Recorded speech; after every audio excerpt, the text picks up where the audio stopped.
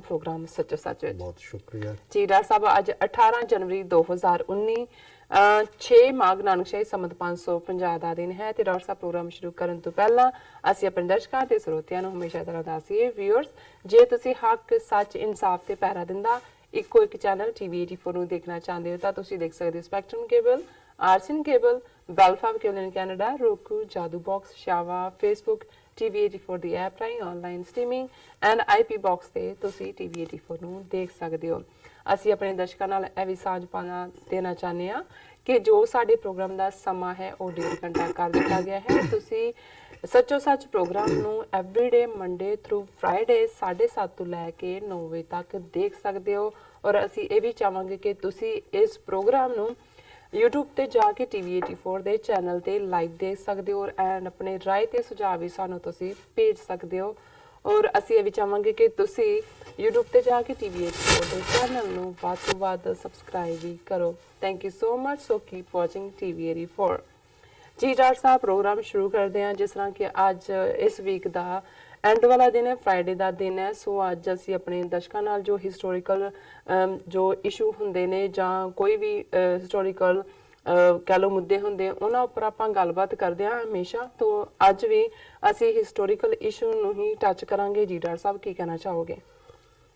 देखो जिवें तुसीं कहा भी साडी कोशिश हुंदी है कि जिथे असीं 4 दिनां दे प्रोग्राम जिहड़े ने उस करंट इशूज़ ਨੂੰ ਆਧਾਰ ਬਣਾਉਂਦੇ हैं। कई बार ਅਸੀਂ फ्राइडे भी ਜਦੋਂ ਕੋਈ ਬਹੁਤ ਬਰਨਿੰਗ ਇਸ਼ੂ ਹੁੰਦਾ ਹੈ ਫਿਰ ਅਸੀਂ ਉਸ ਨੂੰ ਕਰੰਟ ਇਸ਼ੂ ਨੂੰ ਵੀ ਡਿਸਕਸ ਕਰਦੇ। ਬਿਲਕੁਲ। ਨਹੀਂ ਤਾਂ ਸਾਡਾ ਇਹ ਯਤਨ ਹੁੰਦਾ ਹੈ ਕਿ ਸਾਡਾ ਜਦੋਂ ਅਸੀਂ ਆਪਣੇ ਪੰਜਾਬ ਦੀ ਧਰਤੀ ਵੱਲ ਦੇਖਦੇ ਹਾਂ, ਸਿੱਖ ਕੌਮ ਦੇ ਇਤਿਹਾਸ ਵੱਲ ਦੇਖਦੇ ਹਾਂ, ਜਿੱਥੇ ਸਾਨੂੰ ਇਤਿਹਾਸ ਸਿਰਜਣ ਦੀ ਜਾਚ ਗੁਰੂ ਨੇ ਬਖਸ਼ੀ।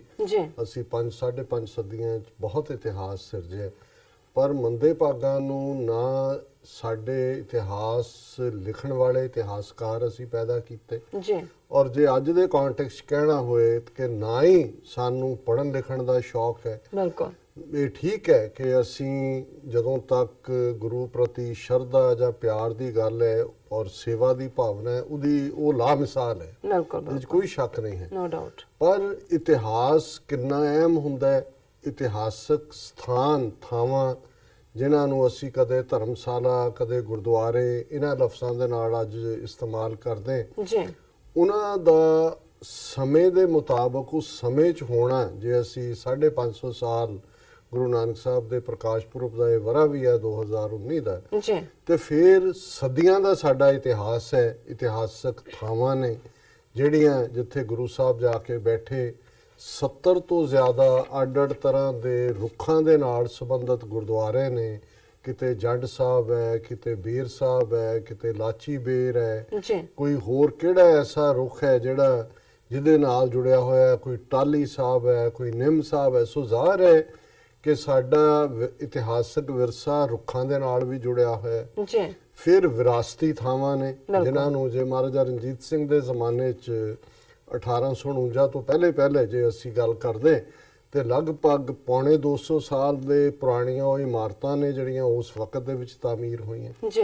ਫਿਰ ਜੇ ਗੁਰੂ ਕਾਲ ਦੇ ਵਿੱਚ ਦੇਖੀਏ, ਜੇ ਇਸ ਨੂੰ ਕਾਰ ਸੇਵਾ ਦੇ ਨਾਂ ਥੱਲੇ ਸਾਡੇ ਬਹੁਤ ਸਾਰੇ ਬਾਬਿਆਂ ਨੇ ਬਿਲਕੁਲ ਉਹਨਾਂ ਨੂੰ ਢਾਹ ਢੇਰੀ ਕਰ ਦਿੱਤਾ ਹੈ। ਤੇ ਫਿਰ ਜਿੱਥੇ ਕਦੇ ਨਬੀ ਖਾਨ ਗਨੀ ਖਾਨ ਦੇ ਉਸ ਨਿੱਕੀਆਂ ਇੱਟਾਂ ਵਾਲੇ ਘਰ ਦੇ ਵਿੱਚ 10ਵੇਂ ਪਾਤਸ਼ਾਹ ਜਾ ਕੇ ਠਹਿਰੇ ਉਹਨਾਂ ਹਾਲਾਤਾਂ ਦੇ ਵਿੱਚ ਔਰ ਉਹ ਇਤਿਹਾਸਕ ਥਾਂ ਸੀ। ਅਸੀਂ ਹਰ ਥਾਂ ਸੰਗਮਰਮਰ ਦੇ ਵੱਡੇ ਵੱਡੇ ਗੁਰਦੁਆਰੇ ਜ਼ਰੂਰ ਬਣਾ ਰਹੇ ਹਾਂ, ਪਰ ਉਹਨਾਂ ਥਾਵਾਂ ਨੂੰ ਢਾਹ ਕੇ ਗੁਰਦੁਆਰੇ ਵੱਡੇ ਬਣਾਉਣੇ ਚਾਹੀਦੇ ਨੇ, ਬਹੁਤ ਖੂਬਸੂਰਤ ਹੋਣੇ ਚਾਹੀਦੇ ਨੇ। ਉਹ ਨਾਲ ਲੱਗਦੇ ਬਣਾ ਲਓ, ਉਹਨੂੰ ਉੱਥੇ ਪ੍ਰੀਜ਼ਰਵ ਕਰ ਲਓ। ਇਸੇ ਤਰ੍ਹਾਂ ਅਸੀਂ ਦੇਖਦੇ ਹਾਂ ਕਿ ਜਿਹੜਾ ਛੋਟੇ ਸਾਹਿਬਜ਼ਾਦਿਆਂ ਦੀ ਸ਼ਹਾਦਤ ਦੇ ਨਾਲ ਜੁੜਿਆ ਹੋਇਆ ਪਾਠ ਮਾਤਾ ਗੁਜਰੀ ਜੀ ਦੇ ਨਾਲ ਜਿਹੜਾ ਉਹ ਠੰਡਾ ਬੁਰਜ ਔਰ ਬੇਸ਼ੱਕ ਉਹ ਬੋੜ ਦਾ ਦਰਖਤ ਜਿਹੜਾ ਕਦੇ ਭੰਗਾਣੀ ਦੇ ਯੁੱਧ ਵੇਲੇ ਜਿਹਦੇ ਥੱਲੇ ਗੁਰੂ ਸਾਹਿਬ ਨੇ ਬੈਠ ਕੇ ਯੁੱਧ ਤੋਂ ਬਾਅਦ ਸਿਰੋਪਾਓ ਦਿੱਤੇ ਸਨ। ਹੁਣ ਕਿੰਨਿਆਂ ਕੁ ਦੇ ਨਾਮ ਮੈਂ ਲਵਾਂ ਜਿਹੜੀਆਂ ਯਾਦਾਂ ਕਿ ਅਸੀਂ ਉਹਨਾਂ ਨੂੰ ਪੁਰਾਣੀਆਂ ਕਹਿ ਕੇ ਹੁਣ ਜੇ ਚਮਕੌਰ ਦੀ ਗੜੀ ਦੀ ਅਸੀਂ ਗੱਲ ਕਰੀਏ ਆਪਣੇ ਬੱਚਿਆਂ ਨੂੰ ਅਸੀਂ ਦੱਸਦੇ ਕਿ ਜੀ 40 ਸਿੱਖਾਂ ਨੇ ਇੱਥੇ ਜਿਹਦੇ 'ਚ ਗੁਰੂ ਕੇ ਦੋਵੇਂ ਵੱਡੇ ਸਾਹਿਬਜ਼ਾਦੇ ਸਨ। ਇਸ ਕੱਚੀ ਗੜੀ ਦੇ ਵਿੱਚ ਜਿਹੜਾ ਉਹਨਾਂ ਨੇ ਸੂਰਜ ਚੜ੍ਹਨ ਤੋਂ ਡੁੱਬਣ ਤੱਕ ਜਿਹੜੀ ਆ ਅਲੋਕਾਰ ਜੰਗ ਲੜੀ ਸੀ, ਲੱਖਾਂ ਦੀ ਫੌਜ ਨਾਲ ਇਹ 40 ਸਿੱਖ ਭਿੜੇ ਸਨ। ਬਿਲਕੁਲ। ਪਰ ਅੱਜ ਤੁਸੀਂ ਜਾਣਦੇ ਹੋ ਉੱਥੇ ਵੱਡਾ ਸੰਗਮਰਮਰ ਦਾ ਗੁਰਦੁਆਰਾ ਖੜਾ ਹੈ। ਗੜੀ ਦਾ ਜਾਂ ਕੋਈ ਹੁੰਦੀ ਕੀ ਹੈ, ਗੜੀ ਵੱਡੀ ਹਵੇਲੀ ਨੂੰ ਹੀ ਗੜੀ ਕਿਹਾ ਹੋਇਆ ਹੈ ਉਹਦਾ। ਔਰ ਖਾਸ ਤੌਰ ਤੇ ਆ ਜਦੋਂ 5 ਮਿਲੀਅਨ ਸਿੱਖ ਭਾਰਤ ਦੇ ਨਕਸ਼ੇ ਦੀ ਕੈਦ ਤੋਂ ਬਾਹਰ ਨੇ, ਜਦੋਂ ਸਾਡੇ ਬੱਚੇ ਬੱਚੀਆਂ ਜਾਂਦੇ ਨੇ ਉੱਥੇ ਕੀ ਦੇਖਣ, ਔਰ ਜਿਹੜੇ ਮੌਜੂਦਾ ਸਮੇਂ ਦਾ ਇਤਿਹਾਸ ਹੈ ਪਿਛਲੇ ਖਾਸ ਤੌਰ ਤੇ 34 ਸਾਲ ਦਾ, ਹੁਣ ਜੂਨ 84 ਦਾ ਫੌਜੀ ਹਮਲਾ ਜੀ, ਜਿਸ ਨੇ ਅਕਾਲ ਤਖਤ ਨੂੰ ਖੰਡਰਾਤ ਬਣਾਇਆ। ਬਿਲਕੁਲ। 4 ਚਫੇਰੇ ਟੈਂਕਾਂ ਦੇ ਥੱਲੇ, ਜਿੱਥੇ ਕਿ ਪ੍ਰਕਰਮਾਂ ਥੱਲੇ ਨੂੰ ਗਈਆਂ, ਸੈਂਕੜਿਆਂ ਗੋਲੀਆਂ ਦੇ ਨਿਸ਼ਾਨ, 4 ਚਫੇਰੇ ਤਬਾਹੀ ਦਾ ਮੰਜ਼ਰ। ਜੀ, ਹੁਣ ਇਹ 34 ਸਾਲ ਪਹਿਲਾਂ ਵਾਪਰਿਆ। ਤੁਸੀਂ ਆਪਣੇ ਬੇਟੇ ਨੂੰ ਬੇਟੀ ਨੂੰ ਇਹ ਸਮਝਾ ਰਹੇ ਹੋ, ਔਰ ਉਹ ਬੜੇ ਚਾਅ ਦੇ ਨਾਲ ਤੁਹਾਡੇ ਨਾਲ ਜਦੋਂ ਤੁਸੀਂ ਪੰਜਾਬ ਦੀ ਯਾਤਰਾ ਤੇ ਜਾਂਦੇ ਹੋ, ਤੁਹਾਡੇ ਨਾਲ ਜਾਂਦਾ ਹੈ ਜਾਂ ਬੱਚੀ ਜਾਂਦੀ ਹੈ, ਤੇ ਉਹ ਦੇਖ ਰਹੀ ਹੈ ਵੀ 4 ਚੁਫੇਰੇ, ਬੜੀਆਂ ਵੱਡੀਆਂ ਸਕਰੀਨਾਂ ਲੱਗੀਆਂ, ਬੜੇ ਬੜੇ ਪਿਆਓ ਲੱਗੇ ਨੇ, ਤਰ੍ਹਾਂ ਤਰ੍ਹਾਂ ਦੇ ਲੰਗਰ ਉੱਥੇ। ਉਹ ਕਹਿੰਦੇ ਆ ਮਾਂ ਜਾਂ ਬਾਪੂ ਜੀ, ਉਹ ਕਿੱਥੇ ਹੈ? ਉਹ ਚੀਜ਼ਾਂ ਕਿੱਥੇ ਵੀ ਹਜ਼ਾਰਾਂ ਸਾਡੇ ਮੇਰੇ ਵਰਗੇ ਬੱਚੇ ਬੱਚੀਆਂ ਵੀ ਮਾਰ ਦਿੱਤੇ ਸੀ, ਜੀ, ਉਹ ਕਿੱਥੇ ਨੇ? ਔਰ ਹਕੂਮਤ ਨੇ ਇਸ ਗੱਲ ਨੂੰ ਯਕੀਨੀ ਬਣਾਇਆ, ਔਰ ਸਾਡਾ ਆਪਣੇ ਵਿਰਸੇ ਪ੍ਰਤੀ, ਆਪਣੀ ਇਤਿਹਾਸਕਤਾ ਪ੍ਰਤੀ ਬਿਲਕੁਲ ਪੈਦਲ ਹੋਣਾ ਇਸ ਗੱਲ ਦਾ ਸਬੂਤ ਹੈ ਕਿ ਅਸੀਂ ਤਾਂ ਮੌਜੂਦਾ ਜੋ ਕੁਝ ਵਾਪਰਿਆ, ਇੰਨਾ ਵੱਡਾ ਘੱਲੂਕਾਰਾ ਸੀ ਗੁਰਦੁਆਰਿਆਂ 'ਚ, ਉਸ ਦਿਨ ਨੂੰ ਮਨਾ ਰਹੇ ਹਾਂ, ਦੁਨੀਆ ਭਰ 'ਚ ਮਨਾਉਂਦੇ ਹਾਂ, ਅੱਖਾਂ 'ਚੋਂ ਹੰਝੂ ਕੇਰਦੇ ਹਾਂ। ਅਸੀਂ ਬਹਾਦਰੀ ਦੀ ਗਾਥਾ ਵੀ ਸੰਤ ਭਿੰਡਰਾਂਵਾਲੇ, ਜਨਰਲ ਸੁਬੇਗ ਸਿੰਘ, ਭਾਈ ਅਮਰੀਕ ਸਿੰਘ ਦੀ ਦੁਹਰਾਉਂਦੇ, ਪਰ ਵਿਰਸਾ ਜਿਹੜਾ ਹੈ ਉਸ ਦਾ ਕੋਈ ਵੀ ਸਬੂਤ ਜਿਹੜਾ ਹੈ ਕੋਈ ਨਹੀਂ ਹੈ।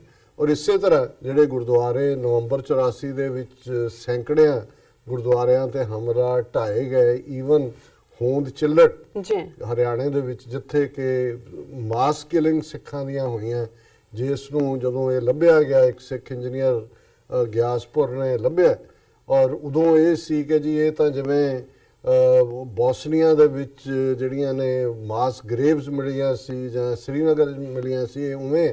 ਔਰ ਉਹਨੂੰ ਅਕਾਲ ਤਖਤ ਦਾ ਜਥੇਦਾਰ ਵੀ ਆ ਗਿਆ, ਨੀਂਹ ਪੱਥਰ ਰੱਖਣ, ਕਲੇਮ ਸ਼ੁਰੂ ਹੋ ਗਏ ਉੱਥੇ ਕਿ ਉਹ ਖੜਾ, ਉਹਨੂੰ ਸੀ ਜਿਹਨੂੰ ਅਸੀਂ ਮਿਊਜ਼ੀਅਮ ਬਣਾਵਾਂਗੇ ਇਹਨੂੰ।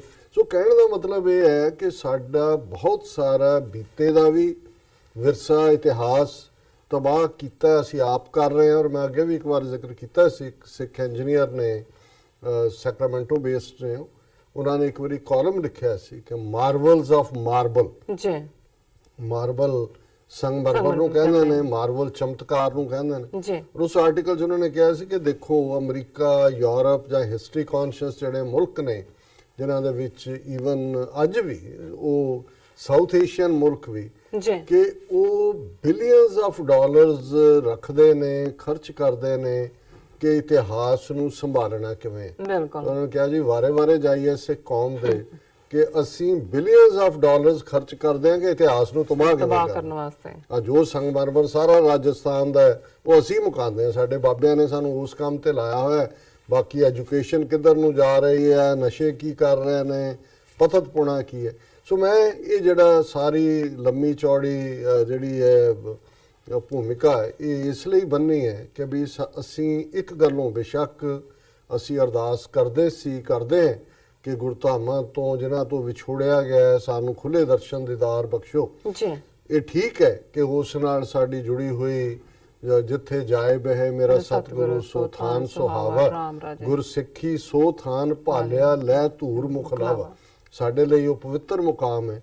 ਪਰ ਜਦੋਂ ਅਸੀਂ ਜਾ ਕੇ ਜਾਂ ਸਾਡੀਆਂ ਅਗਲੀਆਂ ਜਨਰੇਸ਼ਨਸ ਉੱਥੇ ਦੇਖਣਗੀਆਂ, ਉਹ ਸਪਿਰਿਚੁਅਲਿਟੀ, ਉਹ ਪ੍ਰਭਾਵ ਉਹ ਤਾਂ ਲੁਕੋ ਦਿੱਤਾ। ਵੱਡੇ ਵੱਡੇ ਅਸੀਂ ਇੱਥੇ ਅਸੀਂ ਸ਼ਹਿਰਾਂ ਨੂੰ ਜੰਗਲ ਆਫ ਕੰਕਰੀਟ ਕਹਿੰਦੇ ਹਾਂ, ਸਾਡੇ ਗੁਰਦੁਆਰੇ ਇਤਿਹਾਸ ਅਸੀਂ ਕਿੱਥੋਂ ਉਹਨਾਂ ਨੂੰ ਦਿਖਾ ਸਕਾਂਗੇ। ਸੋ ਪਾਕਿਸਤਾਨ 'ਚ ਭਾਵੇਂ ਇਹ ਇੱਕ ਮੈਂ ਸਮਝਦਾ ਕਿ ਵੀ ਜਦੋਂ 47 ਦੀ ਵੰਡ ਔਰ 174 ਦੇ ਕਰੀਬ ਸਾਡੇ ਇਤਿਹਾਸਕ ਗੁਰਦੁਆਰੇ ਜਿਹੜੇ ਨੇ ਉਹ ਪਾਕਿਸਤਾਨ ਦਾ ਹਿੱਸਾ ਬਣੇ, ਇਹ ਇੱਕ ਬਲੈਸਿੰਗ ਇਨ ਡਿਸਗਾਈਜ਼ ਵੀ ਬਣ ਗਈ। ਜੀ, ਹੁਣ ਉਹਦਾ ਕਾਰਨ ਇੱਕ ਤਾਂ ਇਹ ਹੋਇਆ ਕਿ ਸਾਨੂੰ ਜਿਨ੍ਹਾਂ ਦੇ ਨਾਲ ਅਸੀਂ ਕਿਸਮਤ ਜੋੜੀ, ਉਹਨਾਂ ਦੇ ਬਿਹੇਵ ਨੇ 37 ਸਾਲ ਦੇ ਵਿੱਚ 47 ਤੋਂ ਲੈ ਕੇ ਜੂਨ 84 ਤੱਕ ਪਹੁੰਚਦੇ ਆ, ਔਰ ਫਿਰ ਹਮਲੇ ਤੋਂ ਬਾਅਦ ਹਮਲਾ, ਘੱਲੂਕਾਰੇ ਤੋਂ ਬਾਅਦ ਘੱਲੂਕਾਰਾ।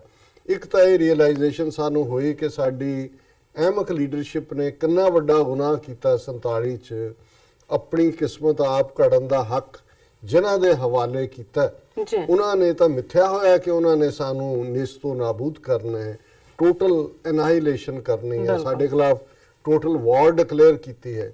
ਔਰ ਉਹਦੇ ਥੱਲੇ ਆਲ ਆਫ ਏ ਸਡਨ ਜੂਨ 84 ਤੋਂ ਬਾਅਦ ਜਿਹੜੀ ਬਿਟਰਨੈਸ 47 ਦੀ ਸੀ, ਜਿਹੜੀ ਉਹ ਕੁੜਿੱਤਣ ਔਰ ਜਦੋਂ ਅਸੀਂ ਪਾਗਲਪਨ ਦੋਨੋਂ ਪਾਸੇ ਦਿਖਾਇਆ, ਉਹਦੇ ਜਿਹੜੇ ਧੱਬੇ ਧੁੱਪੇ ਔਰ ਅਸੀਂ ਪਾਕਿਸਤਾਨ ਨੂੰ ਵੀ ਔਰ ਪਾਕਿਸਤਾਨੀ ਭਰਾਵਾਂ ਭੈਣਾਂ ਨੂੰ ਵੀ ਇੱਕ ਜਿਹੜਾ ਬਿਲਕੁਲ ਤਾਜ਼ਾ ਦਮ ਹੋ ਕੇ ਦੇਖਣਾ ਸ਼ੁਰੂ ਕੀਤਾ। ਜੀ ਦੂਸਰੀ ਮੈਂ ਇਹਨੂੰ ਬਲੇਸਿੰਗ ਇਨ ਡਿਸਗਾਈਜ਼ ਇਸ ਤਰੀਕੇ ਨਾਲ ਦੇਖਦਾ ਕਿ ਘੱਟੋ ਘੱਟ ਉੱਥੇ ਜਿਹੜੀਆਂ ਸਾਡੀਆਂ ਇਤਿਹਾਸਕ ਇਮਾਰਤਾਂ 47 ਤੋਂ ਬਾਅਦ ਰਹਿ ਗਈਆਂ ਸੀ, ਉਹ ਕਾਰ ਸੇਵਾ ਵਾਲੇ ਬਾਬਿਆਂ ਦੇ ਢਹਿ ਨਹੀਂ ਚੜੀਆਂ। ਔਰ ਉਹਨਾਂ 'ਚ ਉਹਨਾਂ 'ਚੋਂ ਠੀਕ ਹੈ ਕਿ ਕੁਝ ਜਿਹੜੀਆਂ ਨੇ ਉਹਨਾਂ ਦੀ ਜਿਹੜੀ ਹੈ ਰਿਪੇਅਰ, ਕਿਉਂਕਿ ਜ਼ਾਹਰ ਹੈ ਵੀ ਸਿੱਖ ਤਾਂ ਉੱਥੇ ਬਿਲਕੁਲ 20-25,000 ਰਹਿ ਗਏ, ਉਹ ਵੀ ਜਿਹੜੇ ਹੁਣ ਪੰਜਾਬ 'ਚ ਆਏ ਨੇ, ਲੈਂਦੇ ਪੰਜਾਬ 'ਚ ਬਹੁਤੇ ਇਹ ਖੈਬਰ ਪਖਤੂਨਖਵਾ ਦੇ ਨਾਲ ਲੱਗਦੇ ਏਜੰਸੀ ਏਰੀਆ ਜਾਂ ਅਫਗਾਨਿਸਤਾਨ 'ਚ ਸਨ, ਔਰ ਇੱਧਰ ਤਾਂ ਹੈ ਹੀ ਨਹੀਂ ਸੀ। ਸੋ ਉਹਦੇ 'ਚ 3-4 ਵੱਡੇ ਗੁਰਦੁਆਰਿਆਂ ਨੂੰ ਛੱਡ ਕੇ ਜਿੱਥੇ ਕਿ ਜਥੇ ਜਾਂਦੇ ਸੀ 4 ਮੌਕਿਆਂ ਦੇ ਉੱਤੇ ਸਾਲ ਦੇ ਵਿੱਚ, ਔਰ ਸ਼੍ਰੋਮਣੀ ਕਮੇਟੀ ਵੀ ਜਿਹੜੀ ਜਾਂਦੀ ਸੀ ਉਹਨਾਂ ਦਾ ਵੀ ਉਹਨਾਂ ਨਾਲ ਕੋਈ ਲਾਗਾ ਦੇਗਾ ਨਹੀਂ ਸੀ, ਉਹ ਵੀ ਗੋਲਕ ਦੇ ਉੱਤੇ ਆਪਣੀ ਚਾਦਰ ਵਿਛਾ ਦਿੰਦੇ ਸੀ ਤਾਂ ਕਿ ਜਥੇ ਵਾਲਿਆਂ ਨੇ ਜਾਂ ਹੋਰ ਵੀ ਆਉਣ ਲੱਗਿਆ ਉਹ ਚਾਦਰ ਬੰਨ੍ਹ ਕੇ ਲੈ ਆਉਂਦੇ ਸੀ, ਔਰ ਜਾਣ ਲੱਗੇ ਆਟਾ ਦਾਲ ਵੀ ਆਪਣੀ ਨਾਲ ਲੈ ਜਾਂਦੇ ਸੀ, ਨਾ ਕੋਈ ਲਾਗਾ ਨਾ ਦੇਗਾ, ਉਹਨਾਂ ਨੂੰ ਆਪਣੀ ਉਸ ਮਾਇਆ ਨਾਲ ਹੀ ਸੀ ਜਿਹੜੀ ਚਾਦਰ 'ਚ ਆ ਗਏ। ਨਾ ਸਿੱਖ ਲੀਡਰਸ਼ਿਪ ਨੇ ਕੋਈ ਡੂੰਘਾ ਇੰਟਰਸਟ ਦਿਖਾਇਆ, ਔਰ ਭਾਰਤ ਦੀ ਹਕੂਮਤ ਤਾਂ ਕਦੇ ਵੀ ਨਹੀਂ ਸੀ ਚਾਹੁੰਦੀ ਕਿ ਸਿੱਖ ਜਿਹੜੇ ਨੇ ਉਹ ਆਪਣੇ ਗੁਰਧਾਮਾਂ ਨਾਲ ਜੁੜਨ, ਔਰ ਇਸ ਹਵਾਲੇ ਨਾਲ ਉਹਨਾਂ ਨੂੰ ਆਪਣੇ ਪਾਕਿਸਤਾਨੀ ਭੈਣਾਂ ਭਰਾਵਾਂ ਦਾ ਔਰ ਪੰਜਾਬੀ ਭੈਣਾਂ ਭਰਾਵਾਂ ਦਾ ਜਿਹੜਾ ਨਿੱਘ ਔਰ ਪਿਆਰ ਹੈ ਉਸ ਦਾ ਉਹਨਾਂ ਨੂੰ ਸਵਾਦ ਮਿਲੇ, ਔਰ ਉਹ ਤਾਂ ਉਸ ਪਾੜੇ ਨੂੰ ਪੱਕਾ ਕਾਇਮ ਰੱਖਣਾ ਚਾਹੁੰਦੇ ਸੀ। ਸੋ ਮੈਂ ਸਮਝਦਾ ਹਾਂ ਵੀ ਇਹ ਜਿਹੜੀ ਬਲੈਸਿੰਗ ਰਹੀ ਉਹਦਾ ਨਤੀਜਾ ਹੈ ਕਿ ਅੱਜ ਵੀ ਜਦੋਂ ਮੈਨੂੰ ਤਾਂ ਨਹੀਂ ਅਜੇ ਜਾਣ ਦਾ ਸੁਭਾਗ ਪ੍ਰਾਪਤ ਹੋਇਆ, ਲੇਕਿਨ ਤੁਸੀਂ ਨਨਕਾਣਾ ਸਾਹਿਬ ਦੀ ਜੂਹ 'ਚ ਜਾ ਕੇ, ਉਸ ਸੱਚੇ ਸੌਦੇ ਦੀ ਜੂਹ 'ਚ ਜਾ ਕੇ, ਔਰ ਪੁਰਾਤਨ ਸਿੱਖ ਕਲਾ ਦੇ ਨਮੂਨੇ ਵੀ ਨੇ, ਕਿਉਂਕਿ ਬਹੁਤ ਸਾਰੇ ਜਿਹੜੇ ਗੁਰਦੁਆਰਾ ਸਾਹਿਬਾਨ ਨੇ ਉਹਨਾਂ ਦੇ ਨਾਲ ਜਿੱਥੇ ਜ਼ਮੀਨ ਹੈ ਜਾਂ ਕੋਈ ਹੋਰ ਸਾਧਨ ਹੈ, ਕਿਉਂਕਿ ਹਰ ਗੁਰਦੁਆਰੇ ਦੇ ਨਾਲ, ਔਰ ਇਹ ਵੀ ਅਸੀਂ ਸ਼ੁਕਰਗੁਜ਼ਾਰ ਹਾਂ ਇਹਨਾਂ 2 ਯੂਨੀਕ ਜਿਹੜੇ ਲਿਖਾਰੀ ਜਿਨ੍ਹਾਂ ਦੇ ਵਿੱਚ ਇਕਬਾਲ ਕੈਸਰ ਔਰ ਇਲਿਆਸ ਘੁੰਮਣ, ਜਿਨ੍ਹਾਂ ਨੇ ਬੜੀ ਮਿਹਨਤ ਦੇ ਨਾਲ ਬੜੀਆਂ ਔਖਿਆਈਆਂ ਔਰ ਕਠਿਨਾਈਆਂ ਨੂੰ ਸਹਿੰਦੇ ਹੈ, ਕਿਉਂਕਿ ਜ਼ਾਹਰ ਹੈ ਕਿ ਉਹ ਗੁਰਦੁਆਰੇ ਬੇਆਬਾਦ ਸੀ, ਆ ਗਏ ਸਿੱਖ ਆ ਗਏ ਸਾਰੇ, ਫਿਰ ਉਹਨਾਂ ਗੁਰਦੁਆਰਿਆਂ ਦੇ ਨਾਲ ਲੱਗਦੇ ਘਰਾਂ ਦੇ ਵਿੱਚ ਕਈ ਹਾਲਤਾਂ ਜੀਵਨ ਗੁਰਦੁਆਰਿਆਂ ਦੇ ਵਿੱਚ ਵੀ ਜਿਹੜੇ ਇਧਰੋਂ ਮਸ਼ਰਕੀ ਪੰਜਾਬ ਚੋਂ ਈਸਟ ਪੰਜਾਬ ਚੋਂ ਗਏ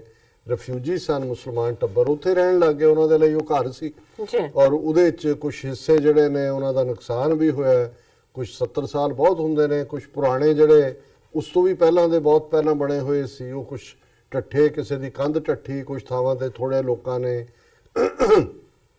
ਕਬਜ਼ੇ ਵੀ ਕੀਤੇ, ਔਰ ਕਿਉਂਕਿ ਨਾ ਉੱਥੇ ਕੋਈ ਐਸੀ ਬਾਡੀ ਸੀ। ਸੋ ਇਹ ਸਾਰਾ ਰੁਝਾਨ ਬਦਲਣਾ ਸ਼ੁਰੂ ਹੋਇਆ 1999 ਤੱਕ ਪਹੁੰਚਦੇ ਆ।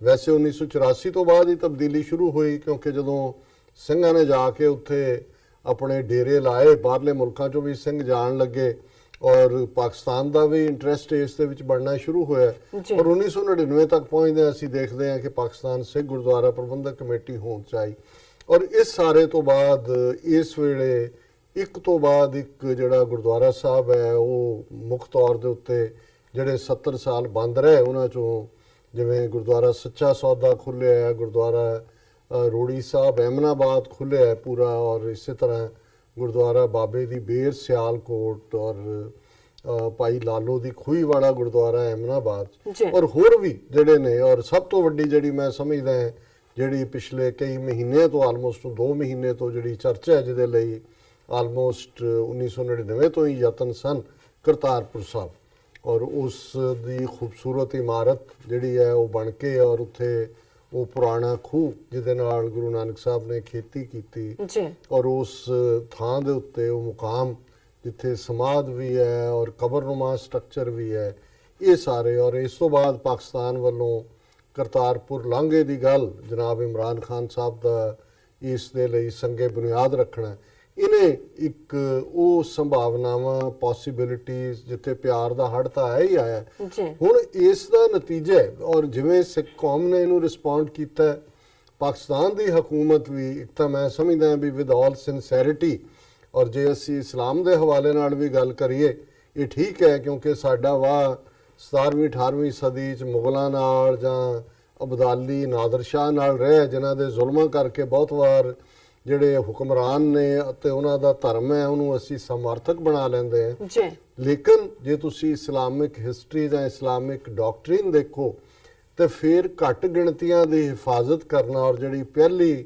ਰਿਆਸਤ ਮਦੀਨਾ ਜਿਹੜੀ ਹਜ਼ਰਤ ਮੁਹੰਮਦ ਸਾਹਿਬ ਨੇ ਆਪਣੇ ਹਯਾਤੀ ਦੇ ਸਮੇਂ ਦੇ ਵਿੱਚ ਹੀ ਐਸਟੈਬਲਿਸ਼ ਕੀਤੀ, ਸੋ ਉਹਦਾ ਜਿਹੜਾ ਕਰਕਸ ਸੀ ਇਨਸਾਨੀਅਤ, ਹਿਊਮੈਨਿਟੀ। ਜੀ ਔਰ ਇਸਲਾਮ ਦੇ ਵਿੱਚ ਬੇਸ਼ੱਕ ਇਹਦੇ 'ਚ ਕੋਈ ਸ਼ੱਕ ਨਹੀਂ ਹੈ ਕਿ ਇਸਲਾਮ ਨੂੰ ਮੰਨਣ ਵਾਲਿਆਂ ਦਾ ਜਿੱਥੇ ਕਿ ਜਿਸ ਮੁਆਸ਼ਰੇ 'ਚ ਇਸਲਾਮਿਕ ਡੋਮੀਨੈਂਸ ਹੈ ਉਹਨਾਂ ਦੀ ਆਪਣੀ ਸ਼ਰੀਅਤ, ਆਪਣੇ ਕਾਨੂੰਨ ਨੇ, ਲੇਕਿਨ ਅਕਲੀਤਾਂ ਦੀ ਹਿਫਾਜ਼ਤ, ਜੀ ਮਾਈਨੋਰਿਟੀਜ਼ ਦੀ ਹਿਫਾਜ਼ਤ ਜਿਹੜੀ ਹੈ ਉਹ ਇੱਕ ਫਰਜ਼ ਵਾਂਗ ਹੈ ਉਸ ਰਿਆਸਤ ਦੇ ਉੱਤੇ ਜਿਹੜੀ ਕਿ ਇਸਲਾਮ ਦੇ ਨਾਂ ਤੇ ਹੋਣ ਚਾਹੁੰਦੀ ਹੈ। ਸੋ ਜ਼ਾਹਰ ਹੈ ਵੀ ਜਿਹੜੇ 18ਵੀਂ ਸਦੀ ਦੇ ਮੁਗਲ ਜਾਂ ਹਮਲਾਵਰ ਨੇ, ਭਾਵੇਂ ਨਾ ਉਹਨਾਂ ਨੇ ਇਸਲਾਮ ਦਾ ਯੂਜ਼ ਕੀਤਾ, ਕਈ ਵਾਰ ਜਿਹਾਦ ਵੀ ਇਸਤੇਮਾਲ ਹੋਇਆ, ਉਹਨਾਂ ਦੇ ਕਾਜ਼ੀ ਜਿਹੜੇ ਕਿ ਫਤਵੇ ਵੀ ਦਿੰਦੇ ਰਹੇ, ਪਰ ਉਹ ਇਸਲਾਮਿਕ ਰਿਆਸਤਾਂ ਨਹੀਂ ਸਨ। ਔਰ ਮੈਨੂੰ ਇਹ ਲੱਗਦਾ ਹੈ ਕਿ ਵੀ ਜਿੱਥੇ ਪਾਕਿਸਤਾਨ ਦੇ ਵਿੱਚ ਵੀ ਇਹਨਾਂ 70 ਸਾਲਾਂ ਦੇ ਵਿੱਚ ਫੌਜੀ ਰਾਜ ਵੀ ਰਿਹਾ, ਇਸ ਪੀਰੀਅਡ 'ਚ ਜਮਹੂਰੀਅਤ ਵੀ ਰਿਹਾ, ਜਮਹੂਰੀਅਤ ਔਰ ਫੌਜ ਟੁਗੈਦਰ ਵੀ ਰਹੀ, ਟਕਰਾਅ ਵੀ ਰਿਹਾ, ਪਰ ਅੱਜ ਜਿਸ ਕਿਸਮ ਦਾ ਮਾਹੌਲ ਹੈ ਇਹਦੇ ਬਾਵਜੂਦ ਕਿ ਪਾਕਿਸਤਾਨ ਦੇ ਸਾਹਮਣੇ ਬਹੁਤ ਸਾਰੇ ਚੈਲੰਜਸ ਨੇ, ਪਰ ਮੈਂ ਸਮਝਦਾ ਹਾਂ ਵੀ ਜਿੱਥੇ ਇਮਰਾਨ ਖਾਨ ਹੋਰਾਂ ਦੀ ਕਿਆਦਤ ਦੇ ਵਿੱਚ ਪਾਕਿਸਤਾਨੀ ਸੁਸਾਇਟੀ ਦੇ ਵਿੱਚ ਇੱਕ ਹੋਪ ਹੈ ਕਿ ਜਿਹੜੀ ਕਰਪਸ਼ਨ ਜਿਹੜੀ ਕਿ ਸਾਰੀ ਸਾਊਥ ਏਸ਼ੀਆ ਨੂੰ ਜਿਹਨੇ ਖਾਧਾ ਹੋਇਆ, ਨਾ ਉਹ ਕੋਈ ਗੁਰਬਤ ਦੂਰ ਕਰਨ ਦੇ ਵਿੱਚ ਹਕੂਮਤਾਂ ਦਾ ਇੰਟਰਸਟ ਹੁੰਦਾ ਹੈ, ਨਾ ਕੋਈ ਚੰਗੀ ਸਿਹਤ ਦੇਣ 'ਚ ਹੁੰਦਾ ਹੈ, ਨਾ ਅਗਲੀਆਂ ਜਨਰੇਸ਼ਨਾਂ ਨੂੰ ਸਾਫ਼ ਪਾਣੀ, ਹਵਾ ਜਾਂ ਸਹੂਲਤਾਂ 'ਚ ਹੁੰਦਾ ਹੈ। ਇੱਕ ਆਪੋ ਆਪਣੀ ਦੌੜ ਰਹੀ ਹੈ। ਜਿੱਥੇ ਉਹਨਾਂ ਨੇ ਉਸ ਚੈਲੰਜ ਨੂੰ ਲਿਆ, ਮੈਂ ਸਮਝਦਾ ਹਾਂ ਵੀ ਇਮਰਾਨ ਖਾਨ ਔਰ ਉਹਨਾਂ ਦੀ ਹਕੂਮਤ ਔਰ ਜਿਹੜੀ ਫੌਜੀ ਕਿਆਦਤ ਵੀ ਹੈ ਉਹ ਇਹ ਸਮਝਦੇ ਨੇ ਕਿ ਪਾਕਿਸਤਾਨ ਦਾ ਇਮੇਜ ਜਿਹੜਾ ਕਿ ਪੱਛਮੀ ਤਾਕਤਾਂ ਨੇ ਆਪਣੇ ਰੀਜ਼ਨਸ ਕਰਕੇ, ਕੁਛ ਇਹਦੇ 'ਚ ਕੋਈ ਸ਼ੱਕ ਨਹੀਂ ਹੈ ਕਿ ਪਾਕਿਸਤਾਨ ਦੇ ਵਿਹੜੇ 1979 'ਚ ਸੋਵੀਅਤ ਯੂਨੀਅਨ ਦੇ ਅਫਗਾਨਿਸਤਾਨ ਤੇ ਹਮਲੇ ਤੋਂ ਬਾਅਦ ਉਹ ਲੋਕ ਵੀ ਆਏ, ਰਿਫਿਊਜੀ ਵੀ ਆਏ, ਕੁਛ ਇਸ ਕਿਸਮ ਦੀ ਜਿਹੜੀ ਇਸਲਾਮ ਦੀ ਇੰਟਰਪ੍ਰੀਟੇਸ਼ਨ ਜਿਹੜੀ ਇਨਟੋਲਰੈਂਸ ਦੇ ਉੱਤੇ ਖੜੀ ਹੈ, ਅਸਹਿਣਸ਼ੀਲਤਾ ਤੇ, ਉਹਨਾਂ ਲੋਕਾਂ ਦਾ ਵੀ ਜ਼ੋਰ ਪਿਆ।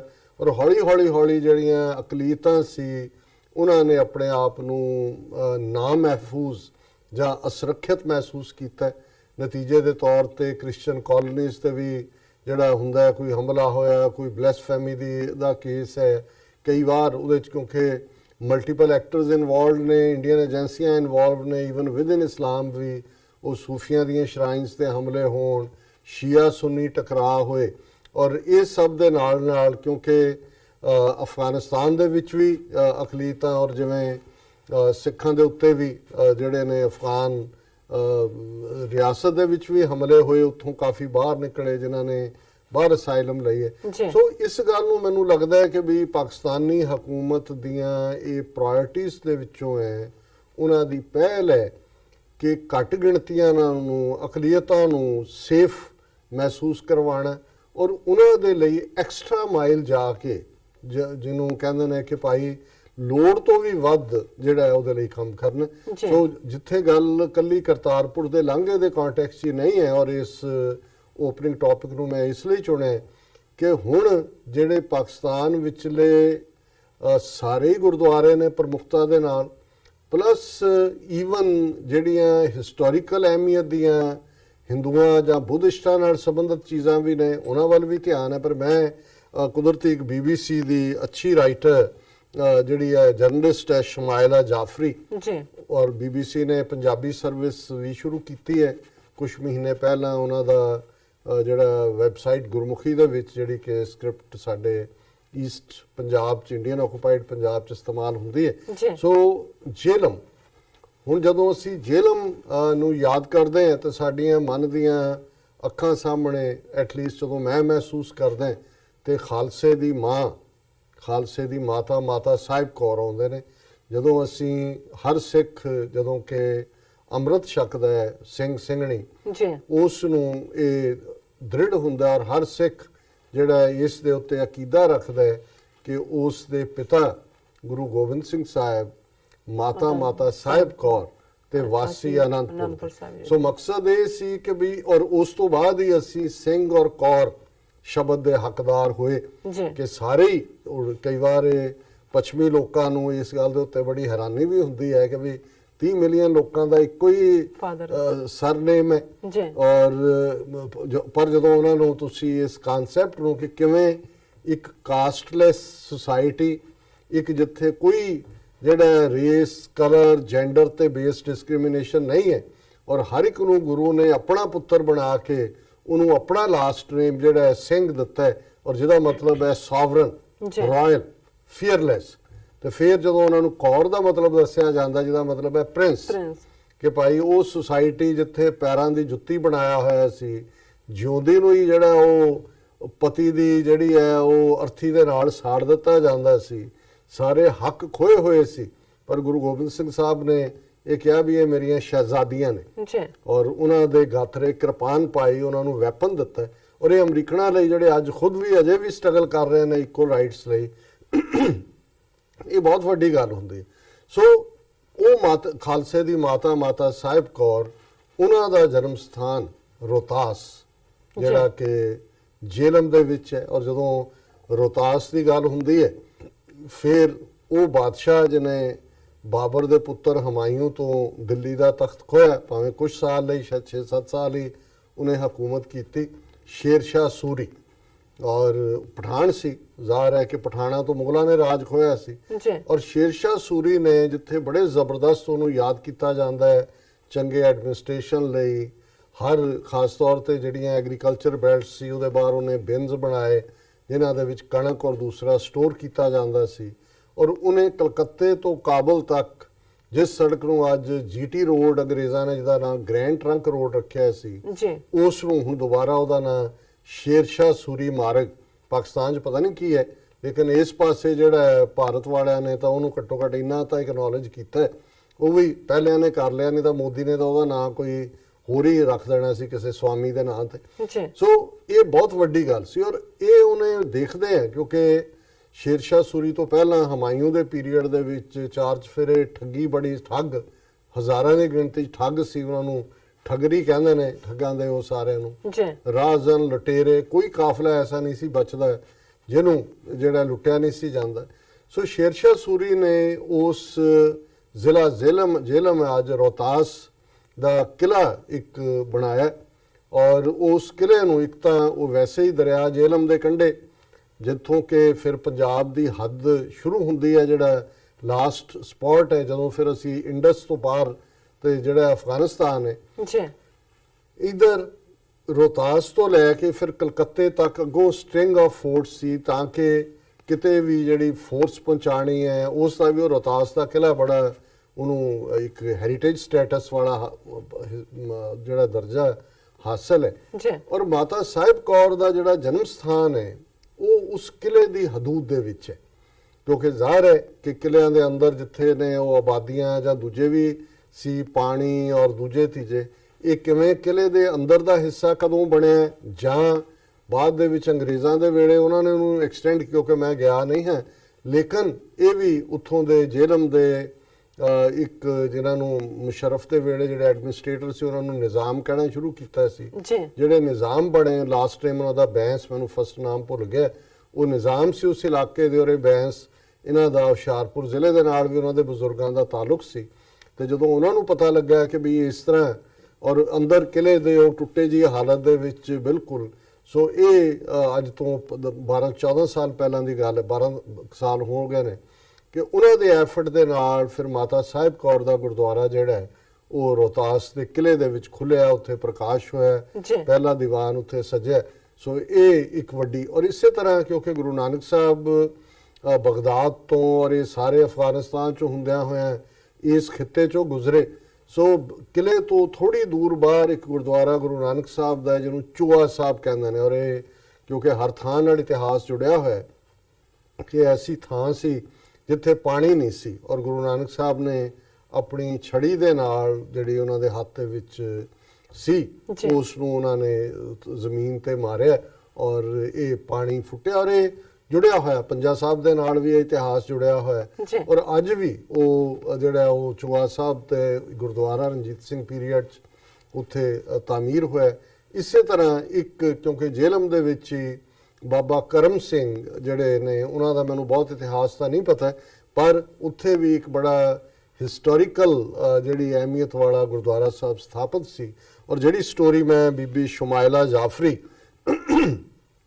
BBC ਪੱਤਰਕਾਰ ਦੀ ਪੜ੍ਹਨ ਲੱਗਾ ਇਹ ਇਹੀ ਹੈ ਕਿ ਉੱਥੇ ਜੇਹਲਮ ਦੇ ਇਹਨਾਂ ਤਿੰਨੋਂ ਹੀ ਗੁਰਦੁਆਰਿਆਂ ਦੀ ਰੈਸਟੋਰੇਸ਼ਨ ਉਸੇ ਹਾਲਤ ਦੇ ਵਿੱਚ ਹੀ ਦਰਸ਼ਕ ਸਕਰੀਨ ਤੇ ਦੇਖ ਸਕਦੇ ਨੇ ਕਿ ਛੋਟੀਆਂ ਨਾਨਕਸ਼ਾਹੀ ਇੱਟਾਂ ਦੀ ਤਾਮੀਰ, ਉਹ ਕਲਾ ਦੇ ਨਮੂਨੇ, ਔਰ ਪਾਕਿਸਤਾਨ ਦੀ ਇੱਕ ਲਾਹੌਰ ਅਥਾਰਟੀ ਬਣੀ ਹੈ ਜਿਹੜੀ ਲਾਹੌਰ ਦੇ ਵਿੱਚ ਵੀ ਜਿਹੜੇ ਇਤਿਹਾਸਕ ਹਵੇਲੀਆਂ ਔਰ ਦੂਸਰੀਆਂ ਨੇ ਉਹਨਾਂ ਨੂੰ ਸੰਭਾਲ ਰਹੀ ਹੈ।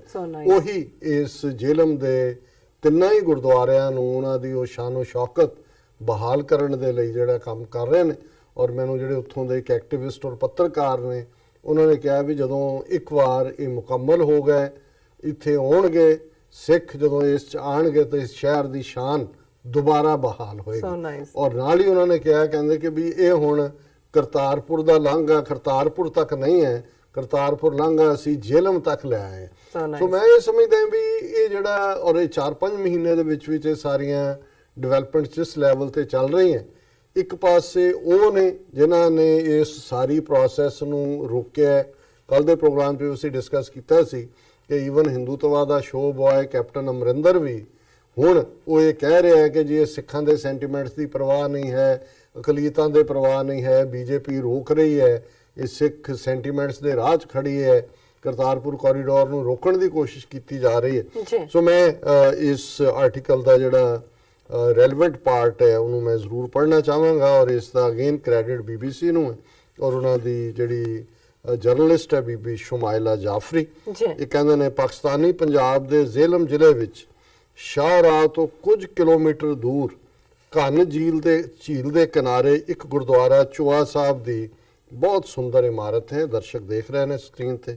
ਇਤਿਹਾਸ ਮੁਤਾਬਕ ਰੋਹਤਾਸ ਦੇ ਕਿਲੇ ਦੀ ਫਸੀਲ ਵਿੱਚ ਪੈਂਦੇ ਇਸ ਇਤਿਹਾਸਕ ਸਥਾਨ ਤੇ ਗੁਰੂ ਨਾਨਕ ਸਾਹਿਬ ਮੱਕੇ ਵੱਲ ਜਾਣ ਸਮੇਂ ਇੱਥੇ ਰੁਕੇ ਅਤੇ ਕੁਝ ਦੇਰ ਆਰਾਮ ਕੀਤਾ। ਫਿਰ ਉਹਨਾਂ ਨੇ ਰੋਹਤਾਸ ਦੇ ਕਿਲੇ ਦਾ ਕਿਹਾ ਕਿ ਸ਼ੇਰ ਸ਼ਾਹ ਸੂਰੀ ਨੇ ਬਣਵਾਇਆ ਸੀ। ਮਹਾਰਾਜਾ ਰਣਜੀਤ ਸਿੰਘ ਨੇ ਇਸ ਇਤਿਹਾਸਕ ਸਥਾਨ ਦੀ ਮਹੱਤਤਾ ਉਜਾਗਰ ਕਰਨ ਲਈ ਆਪਣੇ ਰਾਜਕਾਲ ਦੌਰਾਨ 1834 ਵਿੱਚ ਇੱਥੇ ਗੁਰਦੁਆਰਾ ਸਾਹਿਬ ਦੀ ਉਸਾਰੀ ਕਰਵਾਈ। ਸੋ ਲਗਭਗ ਪੌਣੇ 200 ਸਾਲ ਪੁਰਾਣੀ ਇਹ ਗੁਰਦੁਆਰਾ ਇਮਾਰਤ ਹੈ ਜਿਹਨੂੰ ਉਸੇ ਫਾਰਮ ਦੇ ਵਿੱਚ ਰੀਸਟੋਰ ਕਰਨ ਦੀ ਕੋਸ਼ਿਸ਼ ਹੈ। ਗੁਰਦੁਆਰੇ ਦੀ ਇਮਾਰਤ ਆਪਣੀਆਂ 23 ਖਿੜਕੀਆਂ ਤੇ 4-4 ਫੁੱਟ ਚੌੜੀਆਂ ਕੰਧਾਂ ਸਦਕਾ ਇਮਾਰਤ ਸਾਜ਼ੀ ਦਾ ਇੱਕ ਸ਼ਾਹਕਾਰ ਨਮੂਨਾ ਹੈ। 4-4 ਫੁੱਟ ਚੌੜੀਆਂ ਕੰਧਾਂ ਨੇ ਔਰ ਮੈਂ ਜਦੋਂ ਇਹ ਦੇਖਦਾ ਭਾਵੇਂ ਕਿ ਵਰਨ ਆਊਟ ਹਾਲਤ 'ਚ ਲੱਗਦੀ ਹੈ ਤੇ ਕਿਆ ਰਾਇਲਟੀ ਹੈ, ਕਿਆ ਇਸ ਦੀ ਇਮਾਰਤ ਸਾਜ਼ੀ ਹੈ। ਵੰਡ ਤੋਂ ਬਾਅਦ ਪਾਕਿਸਤਾਨ ਵਿੱਚ ਰਹਿ ਗਏ ਹੋਰ ਸਿੱਖ ਧਾਰਮਿਕ ਸਥਾਨਾਂ ਵਾਂਗ ਇਹ ਗੁਰਦੁਆਰਾ ਚੋਆ ਸਾਹਿਬ ਵੀ ਅਣਦੇਖੀ ਦਾ ਸ਼ਿਕਾਰ ਰਿਹਾ। ਇਸ ਕਾਰਨ ਇਸ ਦੀ ਇਮਾਰਤ ਬੁਰੀ ਹਾਲਤ ਵਿੱਚ ਆ ਗਈ ਸੀ। ਹਾਲ ਵਿੱਚ ਪਾਕਿਸਤਾਨ ਨੇ ਜੇਹਲਮ ਵਿੱਚ ਸਥਿਤ 3 ਗੁਰਦੁਆਰਿਆਂ ਨੂੰ ਉਹਨਾਂ ਦਾ ਖੁੱਸਿਆ ਰੂਪ ਵਾਪਸ ਦਿਵਾਉਣ ਦਾ ਫੈਸਲਾ ਕੀਤਾ ਹੈ। ਗੁਰਦੁਆਰਾ ਚੋਆ ਸਾਹਿਬ ਉਹਨਾਂ 3 ਗੁਰਦੁਆਰਿਆਂ ਵਿੱਚੋਂ ਇੱਕ ਹੈ। ਪ੍ਰੋਜੈਕਟ ਦੀ ਨਿਗਰਾਨ ਜੇਹਲਮ ਜ਼ਿਲ੍ਹੇ ਦੇ ਡਿਪਟੀ ਕਮਿਸ਼ਨਰ ਸ਼ੈਫ ਅਨਵਰ ਨੇ ਇਸ ਬਾਰੇ ਦੱਸਿਆ। ਉਹਨਾਂ ਨੇ ਕਿਹਾ ਇਸ ਦਾ ਸੁਨੇਹਾ ਸਪਸ਼ਟ ਹੈ, ਸਰਹੱਦਾਂ ਇੱਕ ਸੱਚਾਈ ਹਨ, ਪਰ ਅਸੀਂ ਨਾ ਸਿਰਫ ਦੂਸਰੇ ਧਰਮਾਂ ਦੇ ਧਾਰਮਿਕ ਸਥਾਨਾਂ ਦੀ ਇੱਜ਼ਤ ਕਰਦੇ ਹਾਂ ਸਗੋਂ ਉਹਨਾਂ ਨੂੰ ਜਿਉਂ ਦੇ ਤਿਉਂ ਕਾਇਮ ਵੀ ਰੱਖਣਾ ਚਾਹੁੰਦੇ। ਇਹ ਡਿਪਟੀ ਕਮਿਸ਼ਨਰ ਜੇਹਲਮ ਦਾ ਕਹਿ ਰਿਹਾ। ਉਹਨਾਂ ਅੱਗੋਂ ਕਿਹਾ ਕਰਤਾਰਪੁਰ ਵਿੱਚ ਬਣਾਏ ਲਾਂਘੇ ਨੂੰ ਅਸੀਂ ਜੇਹਲਮ ਤੱਕ ਲਿਆਉਣਾ ਚਾਹੁੰਦੇ। ਇਹ ਹੈ ਸਪਿਰਿਟ ਹੈ। ਫਿਰ ਉਹਨਾਂ ਨੇ ਕਿਹਾ ਦੂਸਰਾ ਗੁਰਦੁਆਰਾ ਜਿਹੜਾ ਹੈ ਗੁਰਦੁਆਰਾ ਕਰਮ ਸਿੰਘ ਦੀ ਇਮਾਰਤ ਦੀ ਵੀ ਕਾਰ ਸੇਵਾ ਇਸ ਪ੍ਰੋਜੈਕਟ ਦੇ ਹਿੱਸੇ ਵਜੋਂ ਚੱਲ ਰਹੀ ਹੈ। ਇਹ ਗੁਰਦੁਆਰਾ ਜੇਹਲਮ ਦੇ ਐਨ ਵਿਚਕਾਰ ਸਥਿਤ ਹੈ। ਇਸ ਦੀ ਉਸਾਰੀ ਸ਼ਰਧਾਲੂਆਂ ਤੋਂ ਚੰਦਾ ਇਕੱਠਾ ਕਰਕੇ ਲਗਭਗ 1 ਸਦੀ ਪਹਿਲਾਂ ਕੀਤੀ ਗਈ ਸੀ ਅਤੇ 1944 ਵਿੱਚ ਮੁੜ ਇਸ ਦੀ ਕਾਰ ਸੇਵਾ ਕੀਤੀ ਗਈ ਸੀ। ਯਾਨੀ 75 ਸਾਲ ਪੁਰਾਣੀ ਕਾਰ ਸੇਵਾ ਤੋਂ ਦੁਬਾਰਾ ਬਣੀ ਇਹ ਇਮਾਰਤ ਹੈ। ਸਾਲ 1992 ਵਿੱਚ ਸ਼ਹਿਰ ਵਿੱਚ ਆਏ ਹੜ੍ਹ ਕਾਰਨ ਗੁਰਦੁਆਰੇ ਦੀ ਇਮਾਰਤ ਬੁਰੀ ਤਰ੍ਹਾਂ ਨੁਕਸਾਨੀ ਗਈ। ਇਸ ਦਾ ਇੱਕ ਹਿੱਸਾ ਤਾਂ ਜ਼ਮੀਨ ਵਿੱਚ ਧੱਸ ਗਿਆ ਤੇ ਕੁਝ ਹਿੱਸਿਆਂ ਦੀਆਂ ਛੱਤਾਂ ਡਿੱਗ ਗਈਆਂ। ਪੁਲਿਸ ਨੇ ਵੀ ਕੁਝ ਉਸਾਰੀ ਕਰਵਾਈ ਹੈ ਜੋ ਕਿ ਬਰਤਾਨਵੀ ਭਵਨ ਕਲਾ ਨਾਲ ਬਣੇ ਇਸ ਗੁਰਦੁਆਰੇ ਦੀ ਇਮਾਰਤ ਵਿੱਚ ਰੜਕਦੀ ਹੈ। ਸੋ ਜ਼ਾਹਰ ਹੈ 1944 ਚ ਉਹਦੀ ਰੈਨੋਵੇਸ਼ਨ ਉਹਨੂੰ ਕੀਤਾ ਹੈ। ਸੋ ਬ੍ਰਿਟਿਸ਼ ਜਿਹੜਾ ਆਰਕੀਟੈਕਟ ਯੂਜ਼ ਹੋਇਆ ਹੈ ਇੱਥੇ, ਉਹਨਾਂ ਨੇ ਕਿਹਾ ਵੀ ਜਿਹੜੀ ਪੁਲਿਸ ਨੇ ਥੋੜੀ ਬਹੁਤ ਉਹਦੀ ਉਸਾਰੀ ਕਰਵਾਈ ਉਹ ਗੁਰਦੁਆਰੇ ਦੇ ਫਿੱਟ ਨਹੀਂ ਪੈਂਦੀ। ਪਾਕਿਸਤਾਨ ਨੇ ਇਹਨਾਂ ਗੁਰੂ ਘਰਾਂ ਦੀ ਮੁਰੰਮਤ ਕਰਕੇ ਪੁਰਾਣਾ ਰੂਪ ਬਹਾਲ ਕਰਨ ਦਾ ਜ਼ਿੰਮਾ ਲਾਹੌਰ ਅਥਾਰਟੀ ਨੂੰ ਸੌਂਪਿਆ ਹੈ। ਲਾਹੌਰ ਦੇ ਪੁਰਾਣੇ ਘਰਾਂ ਗਲੀਆਂ ਦੀ ਸਾਂਭ ਸੰਭਾਲ ਲਈ ਇਹ ਅਥਾਰਟੀ ਕੁਝ ਸਾਲ ਪਹਿਲਾਂ ਬਣਾਈ ਗਈ ਸੀ। ਇਸ ਅਥਾਰਟੀ ਨੂੰ ਇਤਿਹਾਸਕ ਇਮਾਰਤਾਂ ਦੀ ਮੁਰੰਮਤ ਵਿੱਚ ਮੁਹਾਰਤ ਹਾਸਲ ਹੈ। ਇਹ ਅਥਾਰਟੀ ਨੂੰ ਕਰ ਰਹੀ ਹੈ। ਜਦੋਂ ਅਸੀਂ ਗੁਰਦੁਆਰਾ ਕਰਮ ਸਿੰਘ ਪਹੁੰਚੇ, ਅਥਾਰਟੀ ਦੀ ਇੱਕ ਟੀਮ ਉਸ ਦੀਆਂ ਤਸਵੀਰਾਂ ਲੈ ਰਹੀ ਸੀ ਅਤੇ ਮਿਣਤੀਆਂ ਕਰ ਰਹੀ ਸੀ। ਇਤਿਹਾਸਕ ਇਮਾਰਤਾਂ ਦੀ ਸੰਭਾਲ ਲਈ ਕੰਮ ਕਰਨ ਵਾਲੇ ਮੁਹੰਮਦ ਵਕਾਰ ਵੀ ਇਸ ਟੀਮ ਦੇ ਮੈਂਬਰ ਹਨ। ਉਹਨਾਂ ਨੇ ਦੱਸਿਆ ਕਿ ਅਸੀਂ ਇੱਕ ਮੋਟਾ ਅਨੁਮਾਨ ਲਾ ਰਹੇ ਹਾਂ ਜਿਸ ਨੂੰ ਤੁਸੀਂ ਹੱਥਾਂ ਨਾਲ ਕੀਤਾ ਜਾਣ ਵਾਲਾ ਦਸਤਾਵੇਜ਼ੀਕਰਨ ਵੀ ਕਹਿ ਸਕਦੇ ਹੋ। ਅਸੀਂ ਇਮਾਰਤ ਦੀਆਂ ਵੱਖ-ਵੱਖ ਵਿਸ਼ੇਸ਼ਤਾਵਾਂ ਦੇ ਵੇਰਵੇ ਦਰਜ ਕਰ ਰਹੇ। ਸੋ ਮਤਲਬ ਇਹ ਨਹੀਂ ਹੈ ਕਾਰ ਸੇ ਵਾਲੇ ਬਾਬਾ ਚੱਕ ਲੋ ਬੋਲੇ ਸੋ ਨਿਹਾਰ ਇਧਰਲਾ ਢਾਤਾ ਇੱਟਾਂ ਢੋਈਆਂ ਉੱਤੇ। ਉਹਨਾਂ ਨੇ ਪਹਿਲਾਂ ਅਥਾਰਟੀ ਭੇਜੀ ਹੈ, ਉਹ ਦੇਖਿਆ ਵੀ ਕੀ ਡਿਜ਼ਾਈਨ ਹੈ, ਮੇਸ਼ਰ ਕਰ ਰਹੇ ਨੇ, ਜਿਹੜਾ ਵਰਨ ਆਊਟ ਹੈ ਉੱਥੇ ਉਹਦੇ ਨਾਲ ਮਿਲਦਾ ਕੀ ਲਾਣਾ। ਵਕਾਰ ਨੇ ਦੱਸਿਆ ਕਿ ਦੂਸਰੇ ਪੜਾਅ ਵਿੱਚ 3D ਸਕੈਨਰ ਦੀ ਵਰਤੋਂ ਕੀਤੀ ਜਾਏਗੀ। ਉਸ ਤੋਂ ਬਾਅਦ ਹੀ ਮੁਰੰਮਤ ਦੀ ਲਾਗਤ ਦਾ ਅਨੁਮਾਨ ਲਗਾਇਆ ਜਾਏਗਾ ਕਿ ਭਾਈ ਇਹ ਐਸਟੀਮੇਸ਼ਨ ਬਾਅਦ ਚ ਹੈ, ਪਹਿਲਾਂ ਉਹਦੀ ਸਿਚੁਏਸ਼ਨ ਹੈ। ਵਕਾਰ ਨੂੰ ਯਕੀਨ ਹੈ ਕਿ ਇਮਾਰਤ ਦੇ ਕੁਝ ਹਿੱਸਿਆਂ ਨੂੰ ਤਾਂ ਨਵੇਂ ਸਿਰਿਓਂ ਉਸਾਰਨਾ ਪਵੇਗਾ। ਇਸ ਦੇ ਨਾਲ ਹੀ ਉਹਨਾਂ ਯਕੀਨ ਦਿਵਾਇਆ ਕਿ ਨਵੇਂ ਹਿੱਸੇ ਪੁਰਾਣੇ ਵਰਗੇ ਹੀ ਹੋਣਗੇ ਤੇ ਉਸ ਨਾਲ ਮੇਲ ਖਾਣਗੇ, ਕਿ ਉਹਨੂੰ ਤੁਸੀਂ ਉਸੇ ਲੈਵਲ ਦਾ ਜਿਹੜਾ ਹੈ। ਔਰ ਕੈਨੇਡਾ ਤੇ ਅਮਰੀਕਾ 'ਚ ਵਸਦੇ ਸਿੱਖ ਭਾਈਚਾਰੇ ਨੇ ਇਸ ਪ੍ਰੋਜੈਕਟ ਲਈ ਫੰਡ ਦੇਣ ਦੀ ਰੁਚੀ ਵੀ। ਜਿੱਥੇ ਤੁਹਾਡੇ ਗੁਰੂ ਘਰਾਂ ਦੀ ਸਾਂਭ ਸੰਭਾਲ ਹੋ ਰਹੀ ਹੈ, ਕੋਈ ਪੈਸੇ ਦੀ ਕਮੀ ਸਿੱਖ ਨਹੀਂ ਰਹਿਣ ਦੇਣਗੇ, ਇਹਦੇ 'ਚ ਤਾਂ ਕੋਈ ਸ਼ੱਕ ਨਹੀਂ ਹੈ। ਫਿਰ ਹੁਣ ਜਿਹੜੇ ਰਾਜਾ ਵਕਾਰ ਜਿਨ੍ਹਾਂ ਦਾ ਮੈਂ ਅੱਗੇ ਜ਼ਿਕਰ ਕੀਤਾ, ਉਹ ਸਥਾਨਕ ਪੱਤਰਕਾਰ ਤੇ ਕਾਰਕੁਨ ਹਨ। ਉਹਨਾਂ ਨੂੰ ਜੇਲਮ ਵਿਚਲੀਆਂ ਸਿੱਖ ਇਤਿਹਾਸਕ ਇਮਾਰਤਾਂ ਦੀ ਸੰਭਾਲ ਲਈ ਸੰਘਰਸ਼ ਕਰਦਿਆਂ ਲਗਭਗ ਇੱਕ ਦਹਾਕਾ ਹੋ ਗਿਆ। ਜਿੱਥੇ ਚੇਂਜਸ ਹੋ ਰਹੇ ਹੈ ਉੱਥੇ ਕੋਈ ਬੈਠਾ ਗੁਰੂ ਦਾ ਪਿਆਰਾ ਕਿ ਨਹੀਂ, ਇਹਨਾਂ ਨੂੰ ਅਸੀਂ ਸੰਭਾਲਣਾ। ਸੋ ਵੀ 10 ਸਾਲ ਤੋਂ ਇਹ ਬੰਦਾ ਜਿਹੜਾ ਹੈ ਰਜ਼ਾ ਵਕਾਰ ਐਫਰਟ ਕਰ ਰਿਹਾ। ਵਕਾਰ ਨੇ ਖੁਸ਼ੀ ਨਾਲ ਖਿੜੇ ਹੋਏ, ਖੁਸ਼ੀ ਦੇ ਭਾਵਾਂ ਨਾਲ ਕਿਹਾ, ਇਹਨਾਂ ਇਮਾਰਤਾਂ ਨਾਲ ਸਾਡੇ ਸ਼ਹਿਰ ਦਾ ਖੁੱਸਿਆ ਮਾਣ ਤੇ ਖਿੱਚ ਵਾਪਸ ਆ ਜਾਏਗੀ। ਇਸ ਸਾਨੂੰ ਜਿਹੜਾ ਹੈ ਉਹ ਮਾਣ ਔਰ ਖਿੱਚ ਵਾਪਸ ਹੈ। ਉਹ ਉਦੇਸ਼ ਇਹ ਸੁਨੇਹਾ ਦੇਣ ਦਾ ਹੈ ਕਿ ਜਦੋਂ ਤੱਕ ਅਸੀਂ ਦੂਸਰੇ ਵਿਸ਼ਵਾਸਾਂ ਪ੍ਰਤੀ ਸਤਿਕਾਰ ਦਾ ਪ੍ਰਗਟਾਵਾ ਨਹੀਂ ਕਰਦੇ, ਸਾਡੀ ਧਾਰਮਿਕਤਾ ਸੰਪੂਰਨ ਨਹੀਂ ਹੋ ਸਕਦੀ। ਇਹ ਹੈ ਟਰੂ ਮੁਸਲਮਾਨ ਦਾ ਕਰੈਕਟਰ। ਜਦੋਂ ਤੱਕ ਤੁਸੀਂ ਦੂਸਰਿਆਂ ਦੇ ਸੈਂਟੀਮੈਂਟਸ ਔਰ ਉਹਨਾਂ ਦੀ ਧਾਰਮਿਕ ਆਜ਼ਾਦੀ ਔਰ ਉਹਨਾਂ ਬਾਰੇ ਨਹੀਂ ਹੋ, ਤੁਹਾਡਾ ਮਜ਼ਹਬ ਜਿਹੜਾ ਹੈ ਉਹ ਤੁਹਾਨੂੰ ਮੁਕੰਮਲ ਨਹੀਂ ਮੰਨੇਗਾ। ਵਕਾਰ ਮੁਤਾਬਕ ਸੰਸਾਰ ਭਰ ਤੋਂ ਆਉਣ ਵਾਲੇ ਸਿੱਖਾਂ ਦੀ ਮਹਿਮਾਨ ਨਵਾਜ਼ੀ ਕਰਕੇ ਜੇਲਮ ਸ਼ਹਿਰ ਵਾਲਿਆਂ ਨੂੰ ਖੁਸ਼ੀ ਹੋਵੇਗੀ। ਇਹ ਫਿਰ ਤੀਸਰਾ ਜਿਹੜਾ ਉਹਨਾਂ ਨੇ ਕਿਹਾ, ਜੇਲਮ ਵਿੱਚ ਜਨਮ ਸਥਾਨ ਮਾਤਾ ਸਾਹਿਬ ਕੌਰ ਵੀ ਇਸ ਪ੍ਰੋਜੈਕਟ ਤਹਿਤ ਇਸ ਦੀ ਮੁਰੰਮਤ ਕੀਤੀ ਜਾ ਰਹੀ ਹੈ। ਕੁਝ ਸਾਲ ਪਹਿਲਾਂ ਧਾਰਮਿਕ ਸਥਾਨਾਂ ਦੀ ਸੰਭਾਲ ਕਰਨ ਵਾਲੇ ਵਿਭਾਗ ਨੇ ਇਸ ਦੀ ਮੁਰੰਮਤ ਕੀਤੀ ਸੀ, ਜਿਸ ਵਿੱਚ ਇਸ ਦੀ ਅਸਲੀ ਦਿੱਖ ਖਤਮ ਹੋ ਗਈ ਸੀ। ਹੁਣ ਉਸ ਨੂੰ ਵੀ ਪੁਰਾਣੀ ਦਿੱਖ ਮੁੜ ਤੋਂ ਦਿੱਤੀ ਜਾਏਗੀ। ਸਿੱਖ ਸੰਸਾਰ ਭਰ ਵਿੱਚ ਵਸਦੇ ਸਿੱਖ ਭਾਈਚਾਰੇ ਨੇ ਸਿੱਖ ਧਾਰਮਿਕ ਸਥਾਨਾਂ ਦੀ ਮੁਰੰਮਤ ਦੀ ਖਬਰ ਦਾ ਸਵਾਗਤ ਕੀਤਾ ਹੈ। ਫਿਰ ਉਹਨਾਂ ਨੇ ਇਹ ਕਿਹਾ ਕਿ ਵੀ ਇਹ ਜਿਹੜੀ ਖੁਸ਼ੀ ਹੈ ਸਾਡੇ ਤੋਂ ਸਾਂਭੀ ਨਹੀਂ ਜਾਂਦੀ ਔਰ ਇਹ ਜਿਹੜਾ ਅਧਿਕਾਰੀਆਂ ਨੂੰ ਉਮੀਦ ਹੈ ਕਿ ਇਹ ਕੰਮ ਅਗਲੇ ਸਾਲ ਤੋਂ ਪਹਿਲਾਂ ਪੂਰਾ ਹੋ ਜਾਏਗਾ ਤੇ ਸ਼ਰਧਾਲੂਆਂ ਲਈ ਖੋਲ ਦਿੱਤਾ ਜਾਏਗਾ। ਸੋ ਅਸੀਂ ਜਿੱਥੇ ਪਾਕਿਸਤਾਨ ਹਕੂਮਤ ਦਾ ਸ਼ੁਕਰੀਆ ਅਦਾ ਕਰਦੇ, ਉੱਥੇ ਅਸੀਂ ਬੀਬੀ ਸੁਮਾਇਲਾ ਜਾਫਰੀ ਜਿਹੜੇ ਕਿ BBC ਦੇ ਜਰਨਲਿਸਟ ਨੇ, ਜਿਨ੍ਹਾਂ ਨੇ ਇਸ ਸਾਰੀ ਸਟੋਰੀ ਨੂੰ ਦੁਨੀਆ ਦੇ ਸਾਹਮਣੇ ਲਿਆਂਦਾ ਔਰ ਅਸੀਂ ਸਮਝਦੇ ਹਾਂ ਕਿ ਗੁਰੂ ਦੀ ਰਹਿਮਤ ਨਾਲ ਉਹ ਦਰਵਾਜ਼ੇ ਜਿਹੜੇ ਖੁੱਲ ਰਹੇ ਨੇ ਦਿਲਾਂ ਦੇ, ਉਸ ਨਾਲ ਜਿਹੜੀਆਂ ਇਹ ਸਾਡੀਆਂ ਸਾਂਝਾਂ ਨੇ ਔਰ ਜਿਹੜਾ ਸਾਡਾ ਪਿਆਰ ਹੈ ਔਰ ਸਾਡਾ ਜਿਹੜਾ ਲਗਾਵ ਤਾਂ ਹੈ ਹੀ ਹੈ ਗੁਰੂ ਦੀ ਉਸ ਧਰਤੀ ਦੇ ਨਾਲ, ਪਾਕਿਸਤਾਨ ਸਾਡੇ ਲਈ ਮੁਕੱਦਸ ਧਰਤੀ ਹੈ, ਕਿਉਂਕਿ ਜਿੱਥੇ ਜਾਏ ਬਹਿ ਮੇਰਾ ਸਤਿਗੁਰੂ ਸੋ ਥਾਨ ਸੁਹਾਵਾ, ਗੁਰਸਿੱਖੀ ਸੋ ਥਾਨ ਭਾਲਿਆ, ਲੈ ਧੂੜ ਮੁਖ ਲਾਵਾ। ਉਸ ਦਾ ਹਰ ਜ਼ਰਾ ਸਾਡੇ ਲਈ ਮੁਕੱਦਸ ਹੈ, ਔਰ ਅਸੀਂ ਹਰ ਸਿੱਖ ਦੁਨੀਆ 'ਚ ਕਿਤੇ ਵੀ ਬੈਠਾ ਹੈ ਉਸ ਧੂੜ ਨੂੰ ਆਪਣੇ ਮੱਥੇ ਤੇ ਲਾਉਣ ਦੀ ਉਸ ਦੀ ਚਾਹਨਾ ਹੈ, ਤਾਂਘ ਹੈ, ਜੀ ਔਰ ਇਹ ਮੌਜੂਦਾ ਹਕੂਮਤ ਦੀਆਂ ਨੀਤੀਆਂ ਇਸ ਤਾਂਘ ਨੂੰ ਫੁੱਲਫਿਲ ਕਰ ਰਹੀ ਜੀ। ਡਾਕਟਰ ਸਾਹਿਬ ਤੁਹਾਡਾ ਬਹੁਤ ਬਹੁਤ ਸ਼ੁਕਰੀਆ। ਤੁਸੀਂ ਪਹਿਲਾ ਟੌਪਿਕ ਸਾਡੇ ਦਰਸ਼ਕਾਂ ਨਾਲ ਸਾਂਝਾ ਕੀਤਾ। ਇਸ ਨਾਲ ਲੈਣੇ ਬ੍ਰੇਕ ਤੋਂ ਪਹਿਲਾਂ ਅਸੀਂ ਆਪਣੇ ਦਰਸ਼ਕਾਂ ਤੇ ਸਰੋਤਿਆਂ ਨੂੰ ਅਪੀਲ ਤੇ ਬੇਨਤੀ ਕਰ ਦਈਏ। ਵਿਊਅਰਸ, ਜਿਸ ਤਰ੍ਹਾਂ ਕਿ ਤੁਸੀਂ ਜਾਣਦੇ ਹੋ ਕਿ ਟੀਵੀ 84 ਇੱਕ ਪੰਥਕ ਚੈਨਲ ਹੈ। ਟੀਵੀ 84 ਸਿੱਖਾਂ, ਕਸ਼ਮੀਰੀਆਂ ਤੇ ਭਾਰਤੀਆਂ ਨੌਰਥ ਈਸਟ ਸਟੇਟਾਂ ਦੇ ਲੋਕਾਂ ਦੇ ਸਵੈ-ਨਿਰਣੇ ਦੇ ਹੱਕਾਂ ਦਾ ਹਾਮੀ ਹੈ। ਅਸੀਂ ਚਾਹਾਂਗੇ ਕਿ ਤੁਸੀਂ ਟੀਵੀ 84 ਦੀ ਵੱਧ ਤੋਂ ਵੱਧ ਮਾਈਕ ਸਹਾਇਤਾ ਕਰੋ। ਤੁਸੀਂ ਆਪਣੀ ਮਾਈਕ ਸਹਾਇਤਾ ਸਾਡੀ ਵੈਬਸਾਈਟ tv84.tv ਤੇ ਜਾ ਕੇ ਪੇਪਲ ਦੀ ਵਰਤੋਂ ਕਰਕੇ ਵਨ ਟਾਈਮ ਡੋਨੇਟ ਕਰ ਸਕਦੇ ਹੋ, ਮੰਥਲੀ ਡੋਨੇਟ ਵੀ ਕਰ ਸਕਦੇ ਹੋ।